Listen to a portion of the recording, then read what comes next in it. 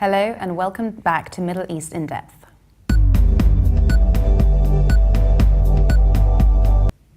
David Ignatius writes a piece in the Beirut-based Daily Star where he looks into ISIS strategy published in a book by an extremist. It may not be as revealing as Mein Kampf or the Communist Manifesto, but people looking for insight into the extremist strategy that inflames the fighters of ISIS might begin with a book chillingly titled The Management of Savagery, published in 2004 by a jihadist who called himself Abu Bakr Narji.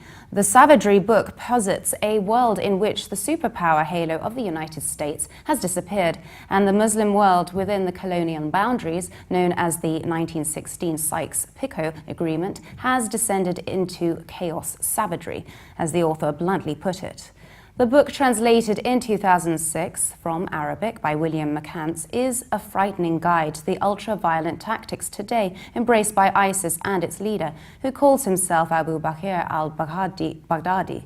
In gruesome practice, this jihadist war plan is burning so hot and creating so much brutality and bloodshed that it appears to be alienating other Muslims. One sign of this is the broad coalition of Muslim nations that has joined the fight against ISIS. The Savagery Manual, thankfully, isn't a bestseller among Muslims. The manifesto proposes that the jihadists draw an overstretched America into a war in which it will eventually become exhausted and give up. This strategy requires polarizing the Muslim world and convincing those moderates who had hoped for American protection that it's futile. Edward Dark writes in Al-Monitor an article arguing that both sides in Syria, the government and the rebels, oppose US airstrikes.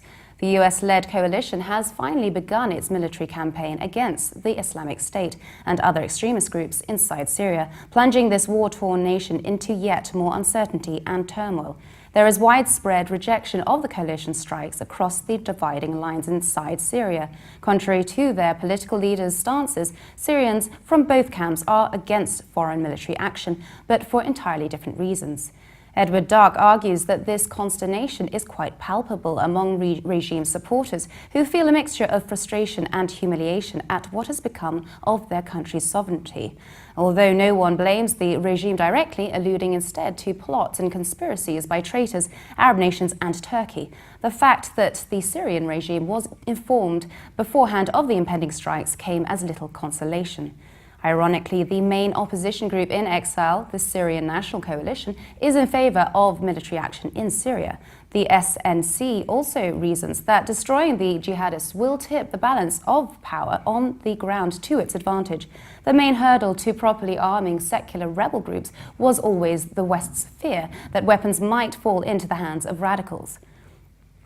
The writer adds that a powerful rebel army can be trained and equipped, or so the group hopes. He believes the opposition envisions that at some point in the future, the US-led coalition will finally turn its guns on the regime of President Bashar al-Assad, which would almost certainly hand opposition forces their victory on a plate. And joining us in the studio is Carl. Hi, Carl. Hi. So, what do you think of the overlapping stances towards US and their allies' intervention in Syria? I totally agree with Edward Dark in the sense that the people have overlapping stances, but not their political leaders in the Syrian National Coalition, which is abroad, or the Syrian government. So it's just the people who agree. And of course, I totally understand that they don't want Syria to be hit by airstrikes by foreign air force. And do you agree that the current rule in Syria is benefiting from the airstrikes? We could look at it from a military perspective at first. Yes, it is benefiting because these jihadi militants are the fiercest and are the most, they prove to impose the greatest risk on the Syrian army. And yes, airstrikes will help by eliminating them. But on the long run, the people who argue, like the writer, that it could alienate or maybe distance the step down of President Assad, the fact that this whole thing has turned into a civil war initially, and now into a war on terror, which something President Assad is in a good position now. But let's not forget the stances of President Barack Obama and current Prime Minister David Cameron, saying that there should be a regime shift in Syria. Let's not forget that. Okay, thanks, Carl. For more updates, please visit levant.tv. and subscribe to Mideast In Depth on iTunes. Thanks for watching. Bye for now.